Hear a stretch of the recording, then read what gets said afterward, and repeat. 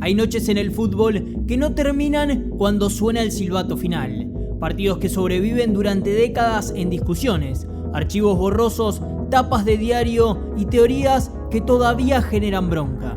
Porque a veces el protagonista es un árbitro que, con una decisión, puede cambiar la historia para siempre. Penales no cobrados, offsides inexistentes, expulsiones absurdas y fanáticos que todavía sienten que le robaron algo imposible de recuperar. Estas son las polémicas arbitrales que hicieron explotar al fútbol mundial. Corea-Japón fue un escenario de múltiples escándalos y que entre sus filas poseía a uno de los árbitros más odiados de la historia, el ecuatoriano Byron Moreno, quien dejó afuera a la Italia de Giovanni Trapattoni y que causó problemas dentro y fuera de la cancha. Corea del Sur, uno de los protagonistas, superó su fase de grupos con creces, siendo primero por encima de Estados Unidos, Portugal y Polonia. Del otro lado, en el grupo G, Italia no hizo el mejor de los desempeños y, superada por México, avanzó a octavos de final como segunda. La selección de Maldini, Totti, Del Piero, entre otros, se topaba con los dueños de casa el 18 de junio de ese año. Un partido que ponía a los italianos como favoritos. Lo que no sabían es que los surcoreanos jugarían ese día con 12 jugadores.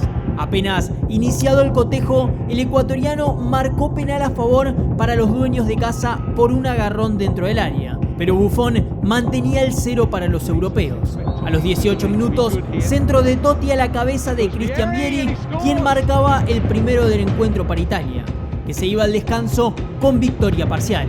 Aún así, en la segunda parte comenzaron las cosas polémicas. A los 72, Zambrotta sería sacado del partido por una patada del número 18, que no recibía ni siquiera tarjeta amarilla. Mientras tanto, los italianos seguían desperdiciando goles. Cerca del final, Totti es derribado fuera del área, pero nuevamente Byron Moreno dejaba seguir el juego, desencadenando la reacción de Trapattoni. El enojo se incrementó a los 88 cuando Corea se ponía 1-1 y llevaba el encuentro en la prórroga. Al minuto 103, Totti se abalanzaba sobre el área y era derribado con un claro penal, pero nuevamente el juez ecuatoriano hacía de las suyas. Y no solo no dio el cobro de la pena máxima, sino que sacó la segunda amarilla al italiano por simulación, expulsándolo del juego y dejando con 10 jugadores al equipo Tano. Esto no quedaría acá, ya que en la segunda parte de la prórroga en línea cobró un offside de Damiano Tommasi, quien partía claramente habilitado y quedaba mano a mano con el arquero. Pese a todo intento de Italia, nada sería suficiente. En un partido que se definía por gol de oro, Han Chung-hwan ponía el 2-1 final, llenando de tristeza y frustración a la Gli Azzurri. Sin embargo, la historia de Byron Moreno no terminó en el fútbol. En septiembre de 2002 fue suspendido por 20 partidos e investigado por las autoridades del fútbol ecuatoriano y la FIFA. Pero lo peor estaba por venir. En septiembre de 2010 fue detenido en el Aeropuerto Internacional de Nueva York, con 6 kilos de heroína adheridos a su ropa interior. Finalmente, el 23 de septiembre de 2011 fue sentenciado a 30 meses de prisión por tráfico de estupefacientes en una cárcel del estado de Nueva York.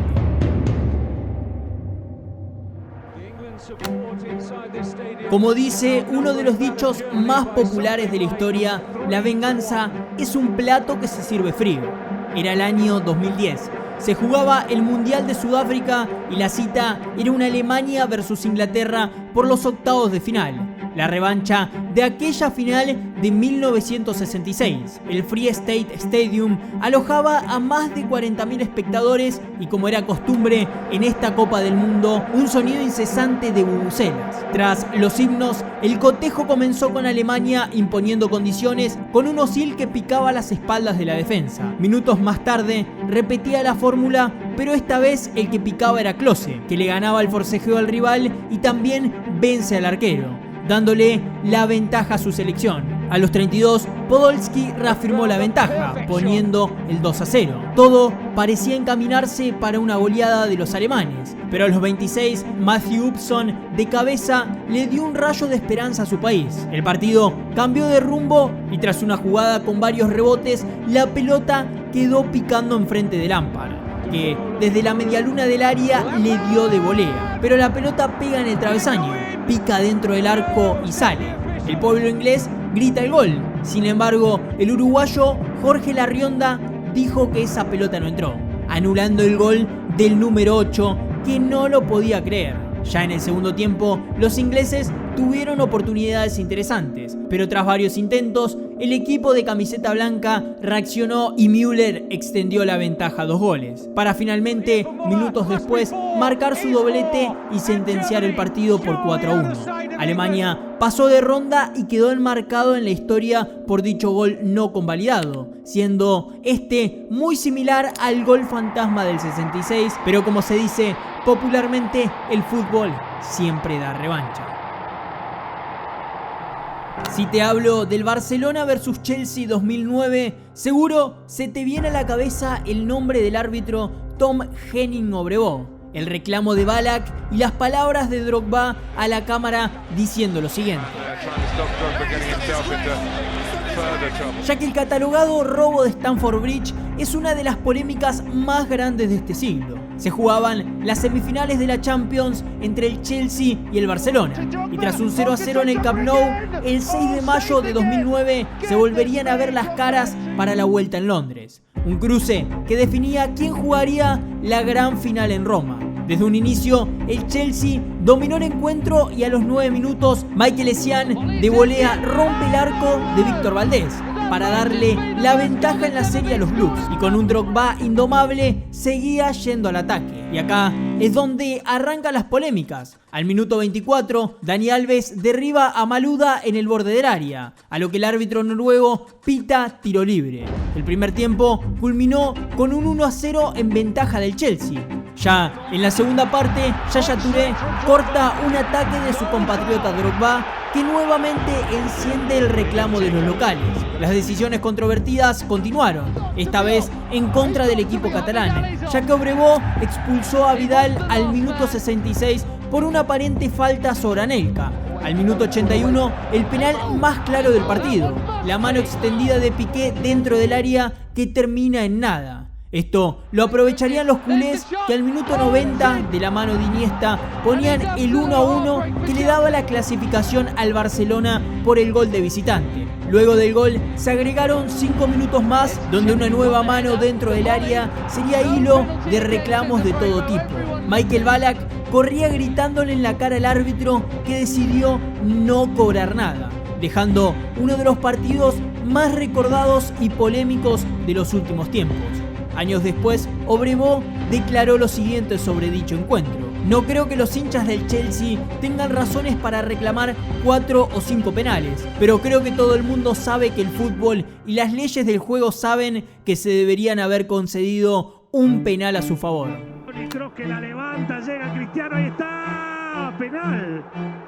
Penal para el Madrid. Durante varios años se ha ligado al Real Madrid a escándalos arbitrales, pero creo que ninguno quedó tan marcado como el encuentro contra el Bayern Múnich en los cuartos de final de la Champions 2017. Ambos equipos llegaban como candidatos al título y se hablaba de una final anticipada. La ida se dio en el Allianz Arena, donde Arturo Vidal puso por encima a los alemanes. De la misma manera, el chileno tuvo la oportunidad de ampliar el marcador de cabeza y posteriormente con un penal inexistente que desperdició. Ya en el segundo tiempo, Cristiano no dejaría pasar sus oportunidades y en la primera de cambio la mandó a la red al minuto del segundo tiempo. Neuer mantenía en pie a los locales, pero la expulsión de Javi Martínez al minuto 61 terminó de inclinar la cancha para los merengues, que de la mano de su estrella ganó el primer encuentro por 2-1. La vuelta se desempeñó una semana después en el Santiago Bernabéu. Para el partido, una tanda de árbitros húngaros serían los responsables de mantener el orden. A la cabeza de dicho mandato, Víctor Kasai, con una reputación intachable, pero que su historia cambiaría a partir de ese día. Sería hasta los 51 cuando Casemiro cruzó a Robben, que cayó dentro del área, y el árbitro decidió otorgar penal que Lewandowski cambió por gol.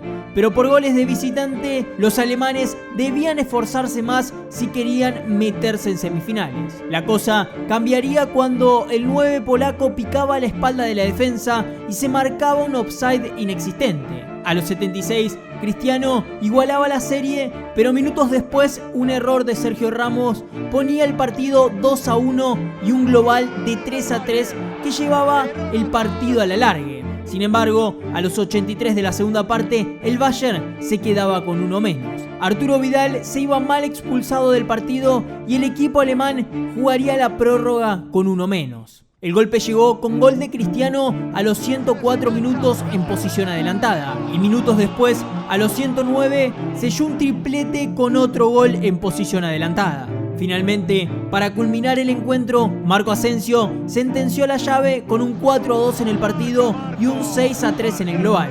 El Bayern luchó hasta el final, pero aquella noche en el Bernabéu los errores arbitrales terminaron siendo un factor clave en la eliminatoria. Víctor Kassai tuvo una de esas noches más desafortunadas de su carrera. El Madrid avanzó y terminó levantando la Champions, pero esta eliminatoria sigue siendo recordada por su controvertido desenlace. Pocas veces un gol genera tanto ruido como el que marcó Marco Batá en 1990. Se jugaba la vuelta de las semifinales de la Copa de Europa entre el Benfica y el Marsella, en el estadio Daluz, que estaba a reventar. En la ida, los franceses habían pegado primero con un 2-1 en el Velódromo, y la vuelta en Lisboa prometía ser un infierno, hasta que al minuto 82 ocurrió algo impensado. Un córner lanzado al corazón del área, un mar de piernas y cabezas buscando conectar la pelota, y en medio de todo, el delantero angoleño del Benfica ganó entre los defensores y desvió la pelota con el brazo. Un toque descarado pero imperceptible para el árbitro belga Marcel van Langenhoek, quien, sin dudarlo, convalidó el tanto. El escándalo no tardó en explotar. Bernard Tapie, un personaje que se movía con astucia entre los pasillos del poder, estalló. Ahora entiendo que para ganar una Copa de Europa hay que hacer cosas que no había entendido antes, comentó. Desde Francia se habló de un trasfondo oscuro, de un presunto pago de 40 millones de francos belgas al árbitro, lo que llevó a la UEFA y a la banca Rothschild a abrir una investigación. El propio primer ministro francés, Michel Rocard, intervino enviando cartas de protesta y pidiendo cambios en el arbitraje. El árbitro, que quedó en el ojo del huracán, se defendió como pudo. No vi la mano, lo siento, fue un error humano, pero ¿por qué nadie critica al tramposo? Batá, el hombre del gol, sostuvo una versión hasta el final. Marqué con el hombro. Si estiré el brazo fue porque me estaban agarrando. Las consecuencias fueron brutales. Van Langenhoek no volvió a dirigir en la Copa de Europa y su carrera internacional terminó poco después. Y el Olympique de Marsella, herido con sed de venganza, terminó consiguiendo su propia gloria en 1993, levantando la primera y única Champions de su historia.